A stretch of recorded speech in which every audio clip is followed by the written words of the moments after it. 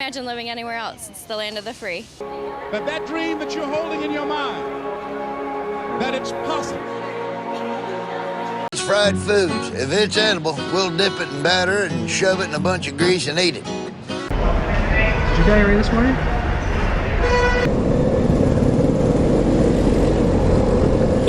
Whoa!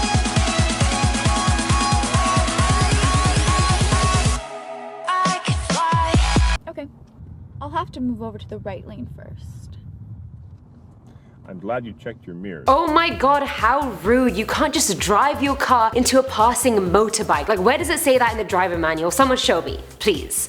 If those clips were a whirlwind of confusion, not to worry because I'm here to explain it. Hello guys, welcome back to the most amazing top 10. I'm your host Ayman Hassan. You can also find me on the Hindi channel. It's gonna be linked somewhere over here if you want to check it out. Don't worry if you can't speak Hindi, everything's dubbed and some videos are even in English, so please go check it out. But enough of that, let's just get into it. This is the top 10 differences between India and America. Coming in at number 10 are our weddings. Let me just initiate you guys into the club that is Indian weddings. You guys are not ready for this, here we go. So in America, most weddings are, like the lovely white dresses, the chapels, the reception where at least one or two family members are giving embarrassing speeches about you, all that classic good stuff. In India, weddings are massive events. I'm talking at least a week worth of events every single day, and sometimes there's like 2 events a day. So just imagine the outfit changes you have to go through to survive that ordeal. And if you're the bride, then you may as well just quit your job for 3 months just to prep in advance for your wedding.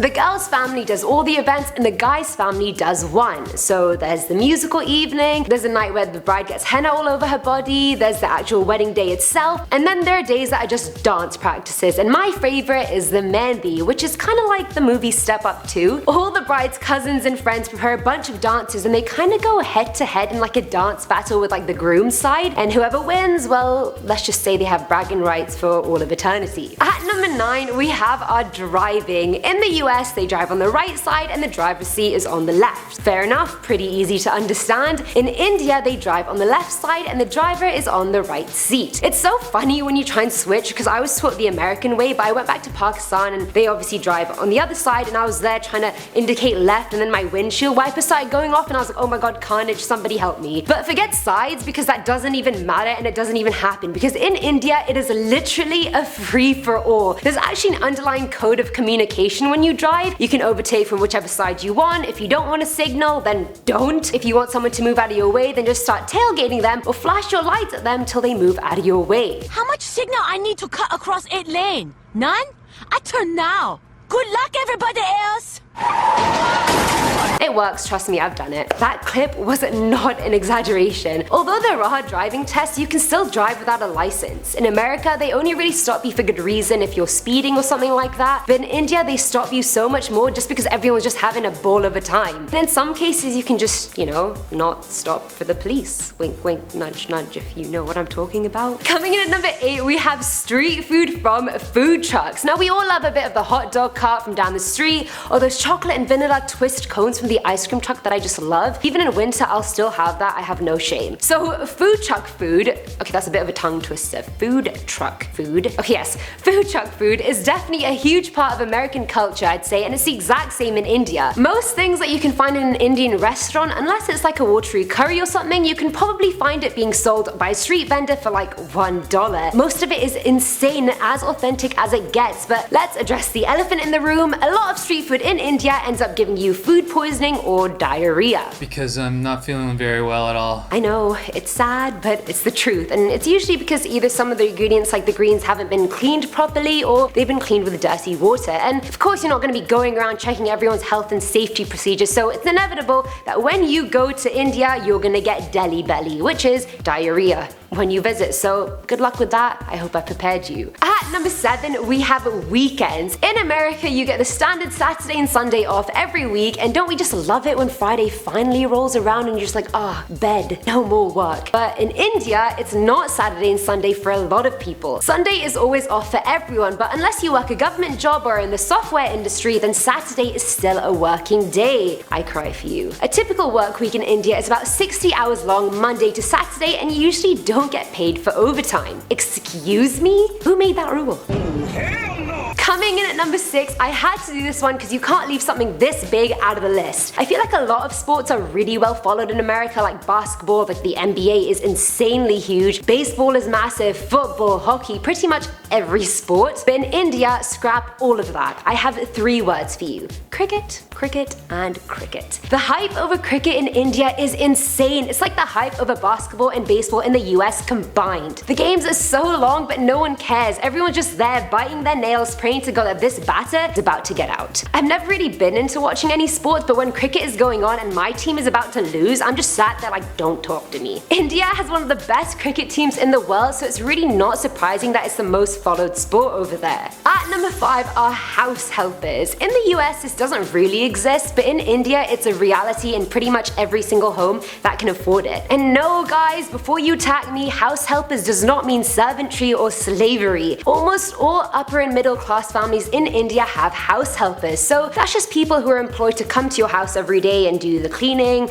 the cooking, and daily chores of that household. It used to be a lot more common for the help to live with the families, but nowadays that's not so common. Unless the helper is nanny and is taking care of the younger children, then that's the only way they'd be living in the house. A lot of people with government jobs usually have a section attached to their house for the help to live in, but again, not a lot of people work in the government, so that's not really common either. At number 4, we have food, and let's face it, American food and Indian food is very different. I feel like in America you can just deep fry anything and people will enjoy it. I mean, I once came upon a deep fried Oreo and it was good. I have to admit, it was good.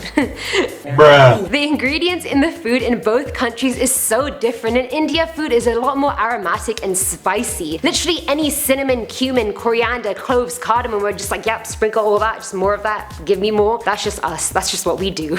But everything is spicy. Even things you think are not gonna be spicy burn your tongue. And in a good way, I hope.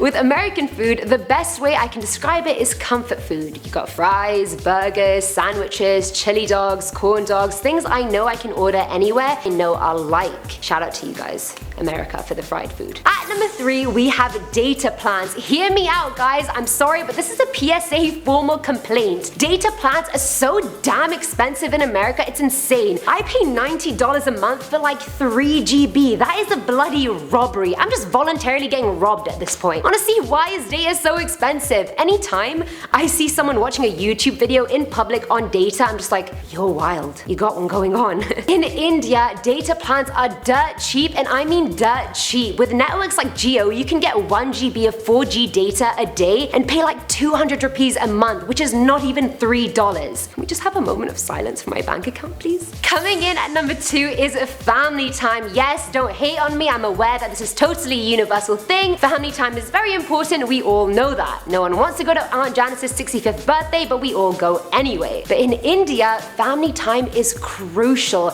And not just immediate family, I'm talking first cousins, second cousins, third cousins, and random men and women that get introduced to us at family events that are automatically an uncle or an aunt when A, we've never seen them before in our lives, and B, we're not even bloody related. It's not as lax as it is in America. I know a lot of my friends here haven't really met their second or third cousins much in their lives, but in India it's a point to meet extended family very, very often because that's just the culture. Last but not least, at number 1 we have Hollywood versus Bollywood. Now, I don't really think Hollywood needs an explanation. I think we all know what that is, or at least I hope we do. Bollywood is like Hollywood on crack with songs and dance. Hollywood is absolutely massive. Every movie is a musical, essentially. They have like at least 3 hit songs and dance numbers per movie, and sometimes they make a dance and song routine just for the end credits. Extra as it is, I know the stories are actually really, really good. I know we only ever see like the funny clips of exaggerated stunts and super insane close-ups. like what was that? But the reality is the good quality movies are so good. They're also like 3 hours long, so I mean that's a proper commitment. So guys, that was all for today's video. I hope you enjoyed and had a laugh. I know I certainly did. No shame, I laugh at my own jokes. Judge me. Comment below and tell me if you knew any of these differences that I mentioned, or if you didn't, tell me which ones you didn't know, or tell me ones I didn't even mention. Remember to hit the subscribe button below for more content on this channel as always, and come check out top 10 Hindi videos as well if you want to see more of me, if you want to. Please want to. I've been your host Eamon Hassan, and I'll see you next time. Bye!